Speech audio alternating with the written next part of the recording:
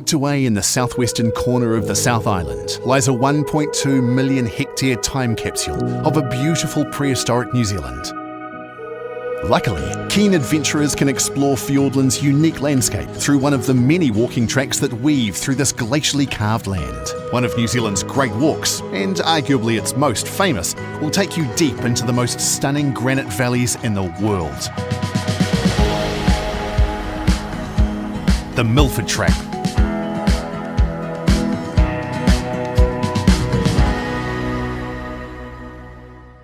The Milford Track takes you 53.5 kilometres right through the heart of Fiordland over the course of 4 days.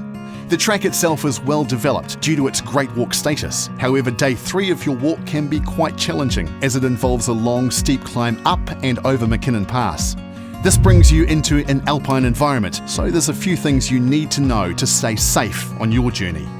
The best time of year to attempt the Milford Track is during the Great Walk season. During this time, facilities are actively managed. Huts will have rangers, bridges will be in place, and the avalanche conditions are constantly assessed by DOC.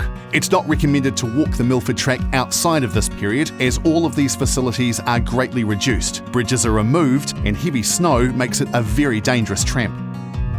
The average daily summer temperature sits around 7 to 11 degrees on Mckinnon Pass, and true to Fiordland form, you can expect rain for over 200 days of the year. It's important to remember that you will be in an alpine environment, which means there is a good chance you'll experience heavy rain, strong winds, snow, and freezing temperatures, even during the Great Walk season. So, warm and waterproof clothing will be essential. You'll also need a good pair of tramping boots, and make sure you carry enough water for the whole day. As with all walks and tramps in New Zealand, make sure you leave your intentions with a trusted contact and inform them when you've finished your tramp. You can find out more about leaving your intentions at the Mountain Safety Council website. Day 1 of the Milford Track starts with a boat ride to Glade Wharf, where you'll then spend the next 2 days tramping up the Clinton Valley to Mintaro Hut. It's fairly sheltered in the valley, but watch out for rising rivers during periods of heavy rain. The 3rd day is when you will tackle Mckinnon Pass.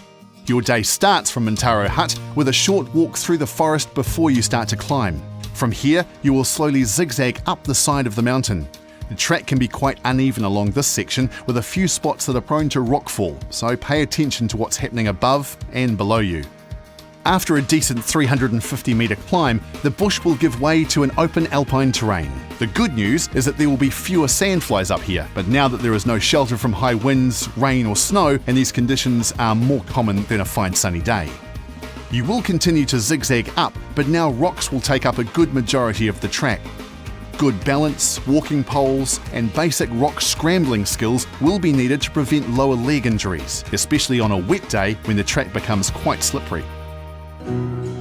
Upon reaching the top of Mckinnon Pass, you'll either get a great view down the Arthur Valley or be absolutely battered by bad weather. This is a good spot to stop and have some lunch on a nice day. Just remember that temperatures will be considerably lower up there, so layer up and stay comfortable. If the weather is bad, then it's best to continue on to Mckinnon Pass shelter. There is seating, a toilet, and multiple gas cooking rings available here, but it should not be used to sleep in unless it's an emergency. Both sides of the pass are incredibly steep, with some spots reaching a 500 metre sheer drop to the valley floor, so stick to the track and don't venture too close to the edge. The descent begins shortly after Mckinnon Pass shelter. From here, you'll lose about 1,000 metres of elevation before reaching Dumpling Hut. It's a long and steep descent on rocky terrain, so take care to have proper foot placement as you move down the mountain.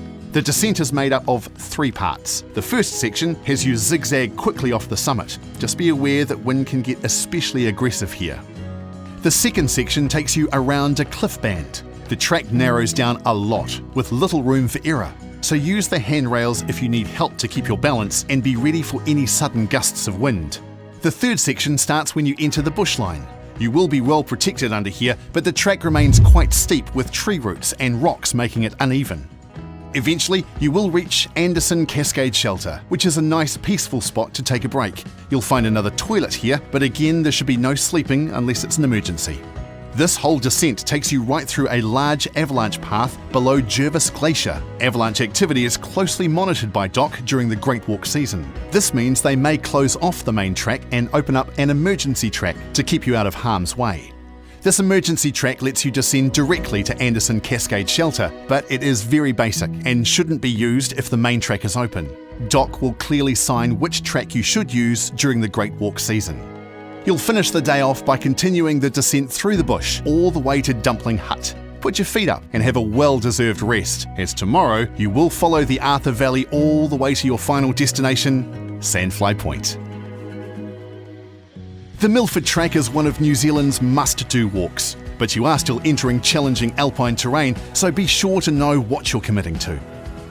Aim to walk only during the Great Walk season. Find out the latest information on track conditions by talking to the dock staff at the Fiordland National Park Visitor Centre in Te Anau.